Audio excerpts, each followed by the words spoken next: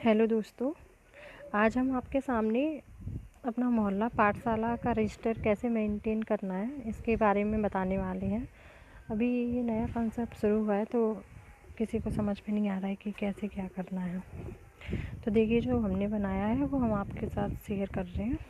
हमने इसमें क्या किया, सबसे पहले कि जैसे कि हमने मोहल्ला पाठशाला लिख दी, हमने दिनांक डाल दी, हमने ये 1 फरवरी से शुरू किया है। फिर हमने क्या किया, मोहल्ला पाठशाला में भाग लेने वाले बच्चे, यानी कि जितने बच्चों ने भाग लिया उनकी संख्या। तो पहले दिन हमने स्टार्ट किया था, उस दिन 10 बच्चे थे। फिर हमने ये कॉलम बनाया है, एक तरफ बालिका एक तरफ बालक, क्योंकि जब भी कोई अगर चेक करने आता है स्कूल से तो वो दोनों मतलब अलग अलग पूछते हैं, तो इसलिए कोई दिक्कत ना हो तो हम क्या करेंगे, पहले से इनको अलग अलग लिख लेते हैं। तो बालिका में जो है वो हमने इधर लिख लिए, बालक लिख लिए, और इनकी कक्षा इनके सामने। कक्षा 1 का बच्चा है कि 2 का, जैसे कोई अगर हमसे ये पूछे कक्षा 1 में कितने बच्चे थे, 2 के कितने थे, तो ये कि हम आसानी से बता सकते हैं कितने बच्चे थे। फिर हमने क्या किया है, इसके नीचे हमने जो मोहल्ला कक्षा में जो है, जैसे कि हमने मोहल्ला कक्षा में ई पाठशाला शिक्षण सामग्री के विषय में बताया कि ये क्या है, कि रीडिंग कैंपेन जो है वो क्या है, ये सब बताया। ऊपर से इसके जो कंटेंट आ रहा है वो क्या है, क्या क्या आ रहा है, कैसे आ रहा है, हर दिन के हिसाब से अलग अलग आ रहा है, गतिविधि आ रही है, वो सब बताया। और बच्चों से उनको प्रोत्साहित किया कि ज़्यादा से ज़्यादा कक्षा में भाग लें। और जो भी कंटेंट आया उसका वीडियो दिखाया, तो उसके बारे में हमने यहाँ पे लिखा है, वीडियो दिखाया गया, गृह कार्य दिया गया। आगे रीडिंग कैंपेन के अंतर्गत जो बच्चे पढ़ सकते हैं उनसे कहानी पढ़ने के लिए उन्हें प्रोत्साहित किया गया।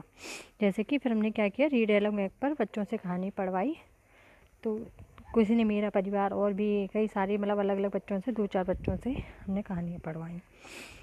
फिर हमने नीचे कॉलम बनाया है अभिभावक संपर्क का, क्योंकि मोहल्ला कक्षा के लिए मैं अभिभावकों को भी कहीं ना कहीं उनको भी जागरूक करना है कि आप अपने बच्चों को भेजिए। तो इसके लिए हमने नीचे कॉलम बनाया है, और इसमें ये है कि हम पर डे प्रतिदिन जितने लोगों से संपर्क करते हैं, या मान लो वो कक्षा देख करके, हमने ई पाठशाला ग्रुप में हमने फ़ोटो साझा करते हैं मोहल्ला कक्षा के, उसे देख के भी लोग आ रहे हैं कि ये क्या चल रहा है, स्कूल में पढ़ाई नहीं हो रही है तो फिर ये बाहर कहाँ कैसे, तो उनको बताया है।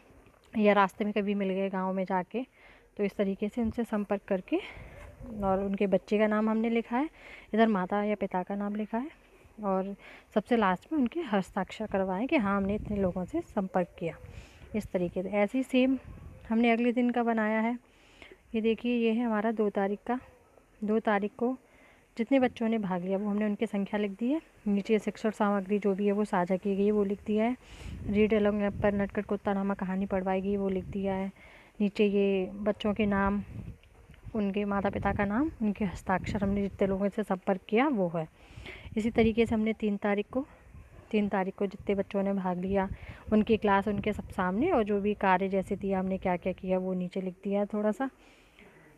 सेम इसी तरीके से 4 तारीख को, और बसंत पंचमी का अवकाश था, तो हमने नीचे शॉर्ट में थोड़ा सा लिख दिया है कि 5 तारीख को बसंत पंचमी का अवकाश था, और 6 तारीख को रविवार था, तो इसलिए उस दिन शिक्षण कार्य स्थगित रहा। फिर हमने ये 7 तारीख का है, तो इस दिन बच्चे थोड़ा मोहल्ला कक्षा में आ गए थे, तो ये बार बार हमें इनकी संख्या बढ़ानी पड़ी, क्योंकि मोहल्ला कक्षा के बाद भी बच्चे काम लेने, पता चलता गया तो 4 आ गए, फिर कुछ आ गए, फिर कुछ आ गए, तो ऐसे ऐसे करके काफ़ी बच्चे आ गए थे। फिर हमने अभिभावक संपर्क लिखा है। उसके बाद नीचे ये 8 तारीख का है।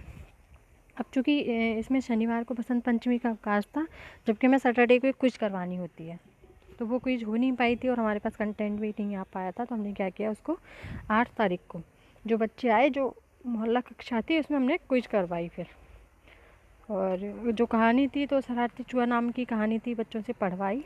वो बच्चों को इसका वीडियो दिखाया पहले, फिर बच्चों से कहा कि आप अपनी भाषा में इसको सुनाइए। ये भी हमारी एक गतिविधि थी, एक्टिविटी, जो उसमें रीड अलोंग के रीडिंग कैंपेन का जो कंटेंट है उसमें दे रखी थी। अब इसके बाद हमने क्या लिखा है आगे, कि जो क्विज में प्रतिभाग करने वाले बच्चे हैं, तो हमने उनके नाम लिखे। कक्षा 1 में कितने बच्चों ने प्रतिभाग किया, 2 में कितने बच्चों ने प्रतिभाग किया, 3 में अलग, 4 में जितने बच्चों ने किया, 5 में जितने। क्योंकि बच्चे तो ज़्यादा थे, लेकिन ये था कि सारे बच्चे ने प्रतिभाग नहीं कर पाए, या कुछ एक साथ कर लिया, जैसे हमने एक साथ क्विज दिखा दिया तो 2 बच्चों ने एक साथ भाग ले लिया, इस तरीके से। तो जो बच्चों ने, हमने जितनी भी क्विज करवाई है उन बच्चों का यहाँ पर नाम लिखा है, उनका टोटल लिख दिया। तो इस तरीके से हमने अपने 8 तारीख तक का ये मोहल्ला कक्षा का रजिस्टर तैयार किया। तो दोस्तों